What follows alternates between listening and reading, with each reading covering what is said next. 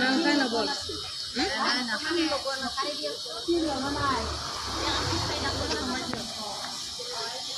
जिंदाबाद जिंदाबाद जिंदाबाद जिंदाबाद তোমাক পাহৰা নাই না পাহৰো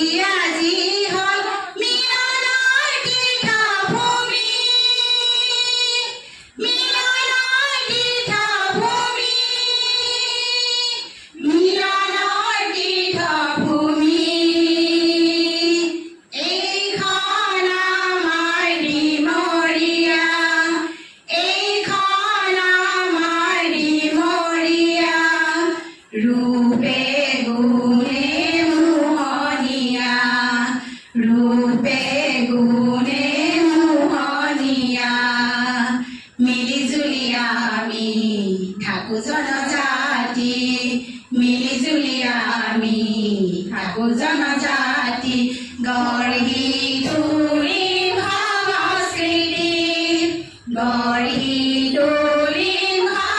संस्कृति बड़े बड़ा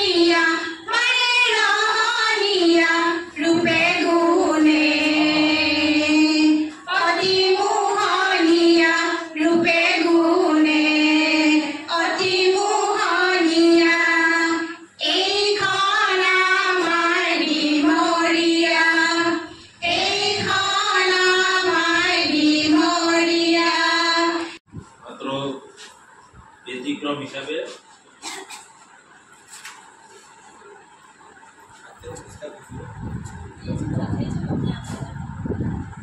এটা প্রতিষ্ঠানত কাম করা বেশি শ্রমিক থাকা বেশি কর্মচারী থাকা সম্ভব সংগঠন নহলে আমাৰ নহব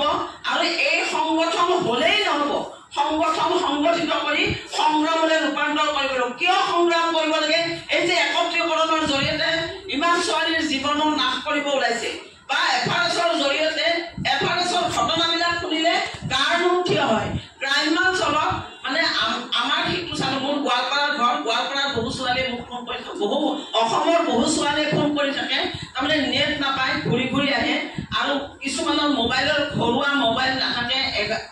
10টা পৰিয়ালৰ মাজত মুৰব্বীৰ লগত মোবাইলটো থাকে বা কিছুমানৰ চিম সলনি কৰে এনেকুৱা সন্দৰ্ভত তাৰমানে কি হয় অফিসত তথ্য দাখিল কৰিব নোৱাৰাৰ ফলত একাংশ চিডিপিঅ সুপাৰভাইজাৰৰ মানে হুমকিৰ বলি হয় আমাৰ অংগনবাড়ী এটা চেণ্টাৰত মিনিমাম 10 গৰাকী থাকিব লাগিব যদি 10টাই কৰ্তন যায় চেণ্টাৰটো কেনেকৈ থাকিব গতিকে চৰকাৰৰ এয়া নীতি যেনেকৈ হওক আঁচনিবিলাক অকল ICDS নহয় এই যে মিড ডে মিল আশা সকলো আঁচনিক নিৰ্শেষ কৰাৰ পৰিকল্পনা কৰিছে আমাৰ ডাবল ইঞ্জিন চৰকাৰে ফলত তেওঁ কি ঘোষণা কৰে অংগনবাড়ীক অৰুণোদয় দিব নালাগে আৰু লজ্জাজনক কথা আপোনালোকে এইবিলাক কথা ভাবি সংগঠন কৰিব আগুৱাই আহিব লাগে এই যে মাজতে গীৰ গাই ৰাজ সাহায্য এইবিলাক লৈ পেপাৰৰ শিৰোনামা দখল কৰিছে গীৰ গাই এইবিলাক মই নকওঁ এটা কওঁ ৰাজ সাহায্য দিছে আমাৰ কেবিনেট পৰ্যায়ৰ মন্ত্ৰী জয়ন্ত মোল্লা বৰুৱাৰ ঘৈণীয়েকক ৰাজ সাহায্য দিছে নীলাজ বুলি মই কৈছো আজি মই নীলাজ মুখ্যমন্ত্ৰীয়ে কি কৈছে যে আপোনালোকে জয়ন্ত মোল্লা বৰুৱাৰ ঘৈণীয়েকক কিয় তেনেকুৱা কৈ থাকে জয়ন্ত মোল্লা আজিহে মন্ত্ৰীত্ব কৰিছে কালি যদি মন্ত্ৰীত্ব নোহোৱা হয় তেওঁলোকে কি কৰি খাব বাবা এবাৰ যদি কিবা কাৰণত এগৰাকী মানুহ মন্ত্ৰী হয় তেওঁ নিজেও ৰাজভোগ খায় আৰু 14 পুৰুষে খাব পৰাকৈ তেওঁ আজি লয় জনতাৰ কথা তেওঁ নাভাবে গতিকে সেইকাৰণে আমাক সংগঠন লাগে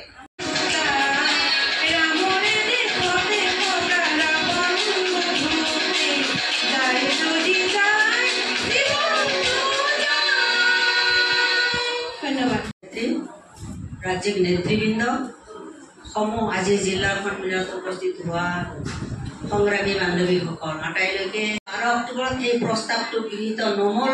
নামানিলে কম সংখ্যক মাননি বৃদ্ধি কৰিছে যোৱা 10 তাৰিখে 1500 আৰু 750 টকা আমি সেইটো বিচৰা নাছিলো আপত্তিজনক হিচাপে আমি লৈছো নিশ্চয় আগন্তুক সময়ত আমি আমাৰ সংগ্ৰামৰ মাধ্যমেৰে আমি আদায় কৰিব পাৰিম বুলি আশা আছে গতিকে মই আপোনালোকক ধন্যবাদ জনাইছো।